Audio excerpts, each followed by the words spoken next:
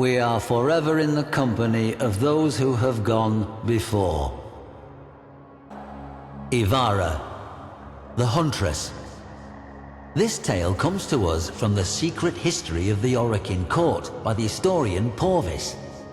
Have you perhaps heard tell of the Myrmidon? No matter. A preternatural beast figure straight out of myth he was. One whose prey had no equal.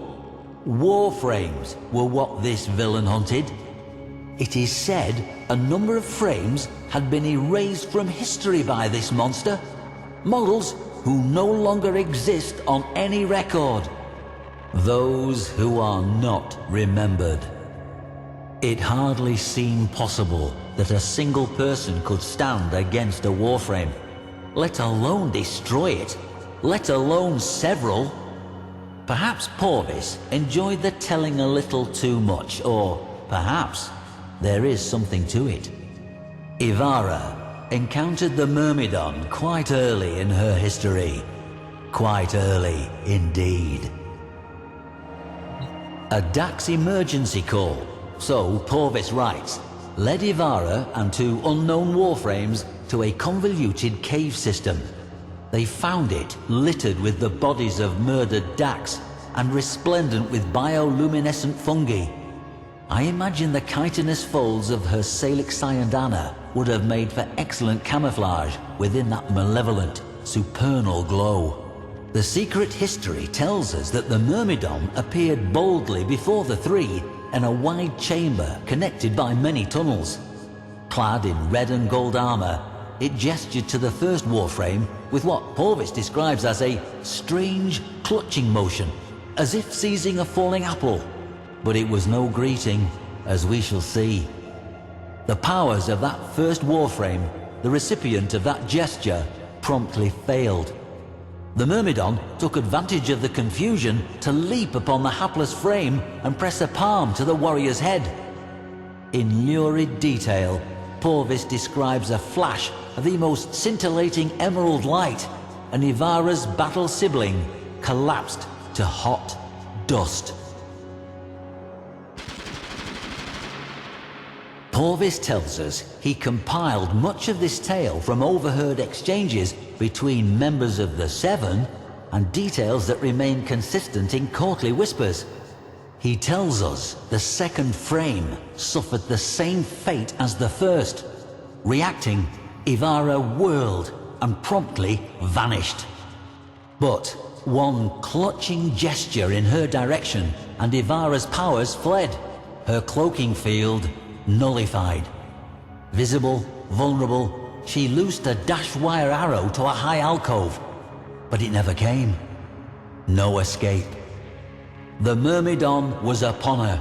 The Huntress spun, opening fire with Axamati pistols to send that devil scrambling for cover, arm thrown protectively across that twisted, armored head. That clutching gesture was the key. Ivara needed a plan, and she needed it fast. Ivara ran at a wall and up it, hanging there, waiting, as the Myrmidon flipped into the room, blasting the spot where he'd expected her to be. Frustrated, he again made that same elaborate gesture, trying his luck, and she saw it. That bracelet upon the wrist that glowed softly with the movement of that clutching gesture. Ivara flipped from her perch, shouldering her exquisitely crafted Rubico as she did so, and sighted the enemy. Through the Orokin sculpted scope, Hunter and Huntress met eye to eye, each loosing a desperate blast, a bullet from Ivara, a killing light from the Myrmidon. The green light lashed, touching a shoulder plate of Ivara's Avia armor, reducing it to dust. It saved her. Huntress won out, her shot claiming the Myrmidon's device in a shower of sparks. But the Myrmidon's weapon remained lethal, and with it, he lashed out at Ivara in an emerald fury. Ivara hit the ground and sprang into a surrounding tunnel.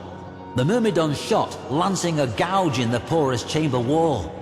Ivara pressed her back to a shadowed outcrop at tunnel's end, while the Myrmidon's weapon blazed and cut and chewed through her only cover. As good a time as any to discuss the weapon before you. The Artemis bow. The Huntress's signature weapon, and the tool with which she has wrought so much good. Said by some to be spirit bonded to her. Others say the product of forgotten Orokin technology. What Porvis tells us next displays to good effect what warrior and weapon were capable of. Pinned behind eroding cover, seconds from death, Ivara summoned her Artemis bow and it came to her. She and weapon as one. Without rising, she pulled back, aimed high, she and arrow as one, and loosed. Under Ivara's guidance, the arrow turned its path and shot down the corridor toward the Myrmidon, and lengthwise through his weapon. Around Ivara, the walls flashed green for a microsecond as the Myrmidon's weapon erupted. And then, silence.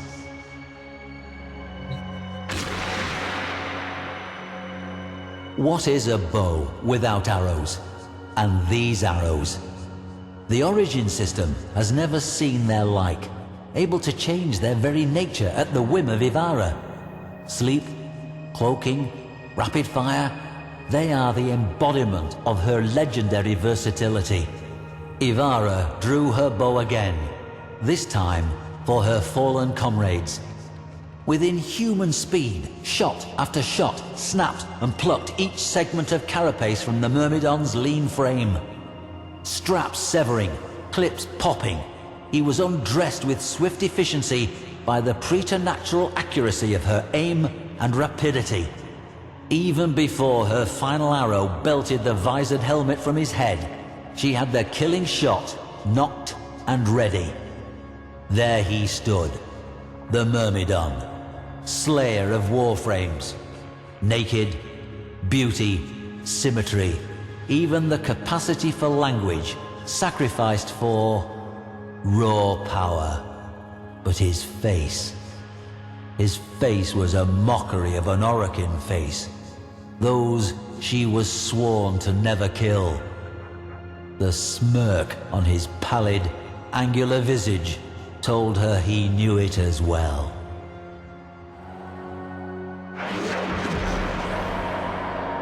The grand doors of the Chamber of the Seven flew open. Across that reverberating expanse of polished darkness strode Ivara, dragging her prize. Before the assembled council, she dropped him, and with it, the Myrmidon's battered helmet. Here he would meet justice at the hands of his own people. Here, her fallen friends would be avenged. She beheld the Seven, awaiting their judgment. The Myrmidon got to his feet, cleaning dust from one shoulder with a contemptuous flick. One of the Seven leaned forward, removing a curious thing from their slender head, a lattice of delicate silver, placing it on the elevated, chest-high curve of obsidian that separated her from them. Instantly, the Myrmidon collapsed, lifeless, to the floor. Ivara did not understand. Why? Why? A stately voice intoned her name.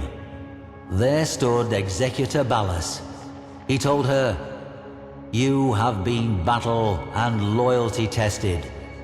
Your companions, they were found wanting. They failed to adapt, failed to overcome, and so they are no more. But you, Ivara, you shall live. You shall be remembered." Her battle comrades, as we know, were not.